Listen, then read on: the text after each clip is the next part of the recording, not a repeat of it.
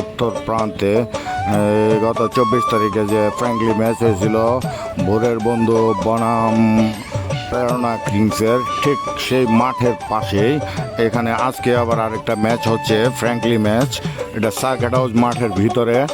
এখন দেখা যাচ্ছে ফুটবল, একটু আগে দেখলাম ক্রিকেট, এখন দেখা যাচ্ছে আবার ফুটবল শুরু হয়ে গেছে। এখন তো একটু আগে ক্রিকেট দেখলাম। এই যে লোকজন যে বসে আছে এরা হলো ময়মনসিংহের টপ 10 যে আছে, টপ 10-এর কাজ করে এরা। একটু আগে দেখলাম ক্রিকেট খেলতেছে, আবার দিয়ে ফুটবল খেলার নামে পড়ছে। অনেক কাহিনী কি এটা তো বুঝতেছি না। বোঝা গেলে যাই হোক নামো মিয়া ওখানে এক মাঠে ফুটবল আর ক্রিকেট খেলা হচ্ছে, আপনারা দেখতে থাকুন।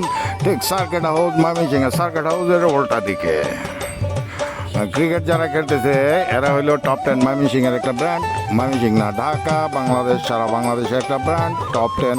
তাদের ময়মনসিংহ ব্রাঞ্চের যারা এমপ্লয়িজ আছে তারা এই ক্রিকেট ম্যাচ খেলতেছে। তারা প্রথম ইনিংসে করেছে 88, সাথে সাথে আবার চলছে ফুটবল খেলা। এখন একই মাঠে ক্রিকেট এবং ফুটবল জগা খিচুড়ি লেগে গেছে, কিচ্ছু করার নাই। কারণ এই মাঠ প্রত্যেকের, সবার, যেমন আমার আপনার ময়মনসিংহবাসীর সবার মাঠ, এটা উন্মুক্ত।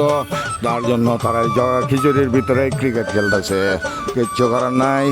আমি তাদেরকে বলতে পারি যে ভাইজান আপনারা আসেন ওই মাঠে, আপনাদের ক্রিকেট বাকি ইনিংসটা শেষ করেন। দেখা যাক তারা কি করতেছে। মাঠের থেকে একজন গেছে, বাকিটা কি করে দেখা যাক, দেখতে থাকুন। আসসালামু আলাইকুম। খেলা বিঘ্ন ঘটেছে। ফুটবল প্লেয়াররা তাদের প্র্যাকটিস করতে আসে প্রত্যেক দিন সকাল 7:30টায়, তারা তো উপস্থিত। এখন টপ 10-এর ব্যাটাররা এক ইনিংস খেলে আরেক ইনিংসের লগে জগা খিচুড়ি লেগে গেছে। একটু আগে যে ভিডিও দেখলেন সেই ভিডিওতে। ধন্যবাদ। এরা জগা খিচুড়ি লাগাইতে থাক, আমি চলতে থাকি আমার বাসার দিকে। ধন্যবাদ, ভালো থাকবেন।